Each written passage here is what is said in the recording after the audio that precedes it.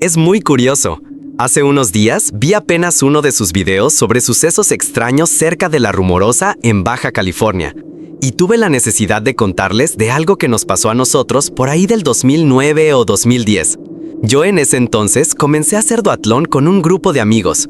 Ellos eran experimentados y solían acampar los fines de semana largos en una zona llamada El Cóndor, muy cerca del poblado de La Rumorosa, para entrenar en esa altura. Yo siempre supe lo que se cuenta del lugar, de los sonidos en las carreteras, leyendas de aparecidos, la mujer que se sube al asiento de los traileros, los constantes avistamientos de ovnis que atrajeron hasta Jaime Maussan y los relatos de la Llorona o una mujer de blanco que se aparece.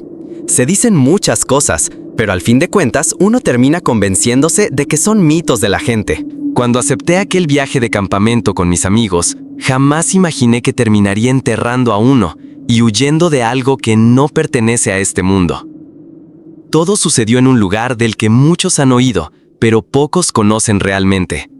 La Rumorosa, una zona montañosa de Baja California conocida por su belleza y sus maldiciones. Éramos 6, Carlos, Fernanda, Diego, Tania, Omar y yo, Mariana. Todos rondábamos los veintitantos, estudiantes universitarios, amantes de la aventura y un poco escépticos con todo lo paranormal.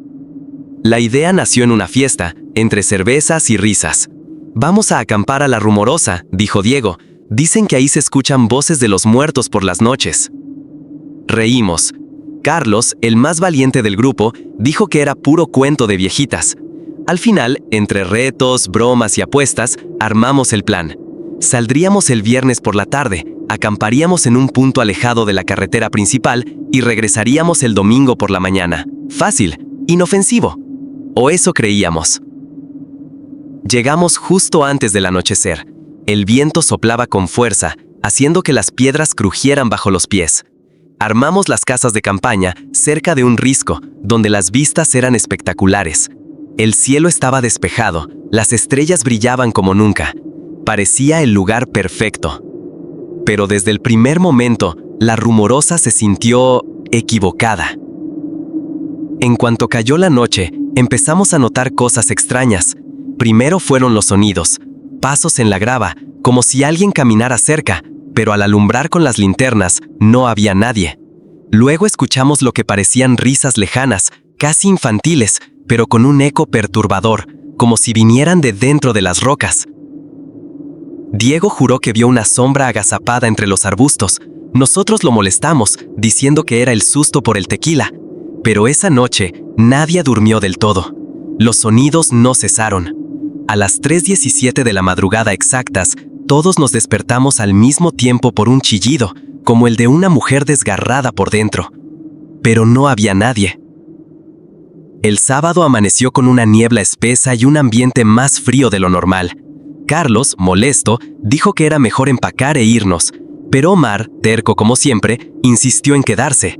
No vamos a perder la apuesta por unos ruidos raros. Decidimos quedarnos. Ese día, encontramos una cueva oculta, no muy lejos del campamento. Fernanda y yo la vimos primero. La entrada era pequeña, como una boca mal cerrada. Adentro, el aire era denso, olía a humedad y a algo más.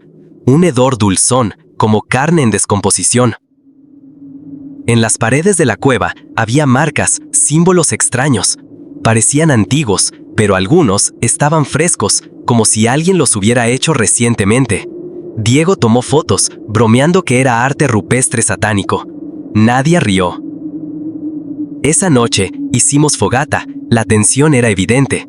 Tania se veía nerviosa y Carlos ya no fingía valentía. Fernanda no paraba de mirar a la oscuridad, como si esperaba ver algo moverse. Y entonces sucedió. Apareció una figura. Estaba al borde de la luz de la fogata, inmóvil, vestía ropa desgarrada, parecía un niño, pero cuando nos acercamos con las linternas ya no estaba. Solo quedaron sus pisadas, y no eran de humano. Tenían forma alargada, con garras. Intentamos dormir, armamos turnos para vigilar, pero no sirvió. A las 2:33 am, el caos comenzó. Un grito nos despertó. Era Omar. Su tienda estaba desgarrada por dentro. Él no estaba. Solo había sangre, arrastrada hacia la montaña. Salimos corriendo a buscarlo, sin pensar. Lo que encontramos fue imposible. Omar estaba parado frente a la cueva, desnudo, con los ojos en blanco. Murmuraba algo en un idioma que ninguno entendía, y detrás de él emergía esa cosa. No era humano, no era animal, era una sombra que se retorcía, formada de humo y carne, con rostros flotando en su interior, gritando. Sentimos que el suelo temblaba. Fernanda cayó al suelo llorando. Carlos intentó correr, pero no pudo.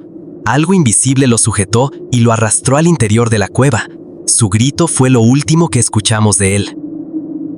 Yo no recuerdo cómo escapamos. Solo sé que al amanecer estábamos a kilómetros del campamento, sin carpas, sin mochilas, descalzos, cubiertos de tierra y sangre. Diego tenía un símbolo grabado en el brazo. Tania no hablaba. Fernanda había perdido la memoria. Omar y Carlos nunca fueron encontrados. Pasaron 3 años. Aún tengo pesadillas.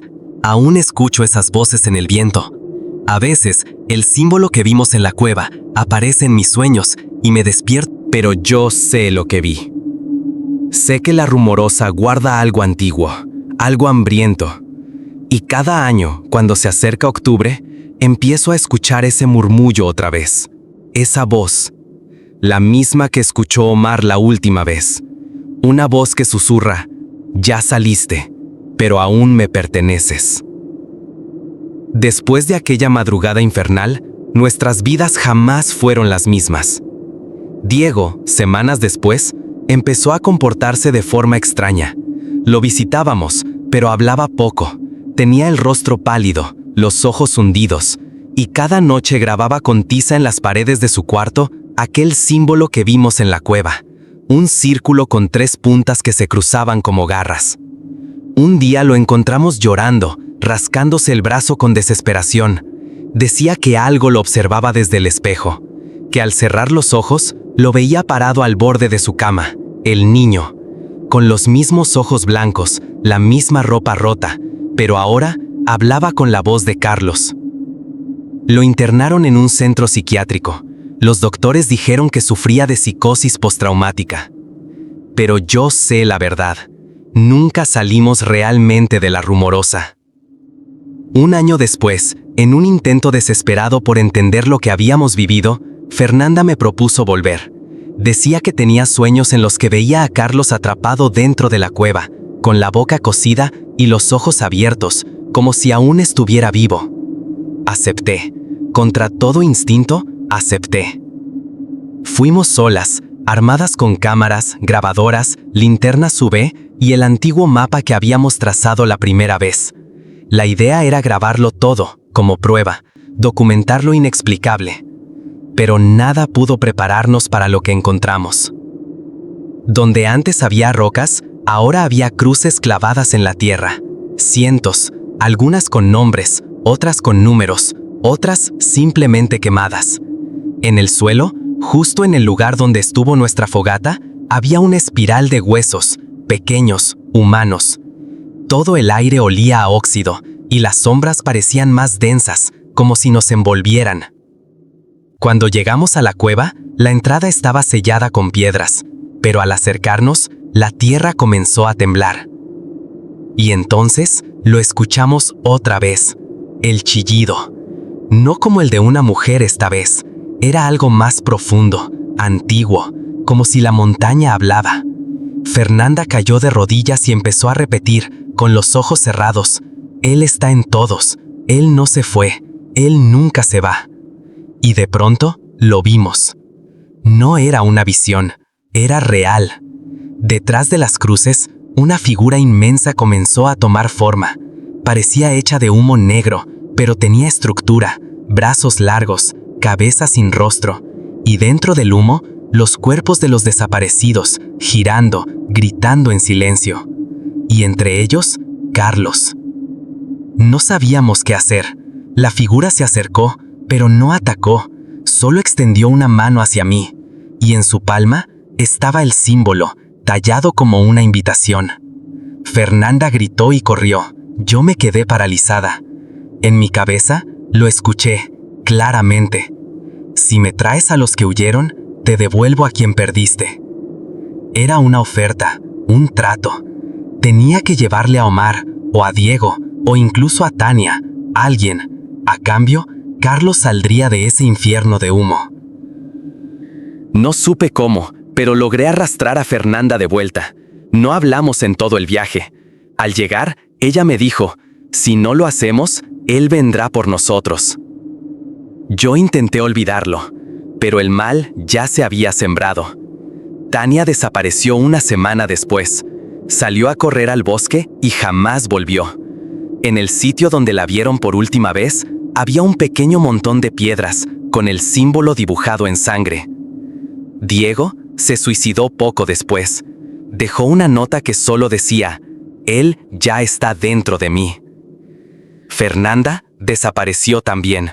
Su celular solo registró una última ubicación, de vuelta en La Rumorosa. La policía no la encontró, pero yo sé que fue, porque aceptó el trato. Hoy escribo esto, no para que me crean, sé que nadie lo hará.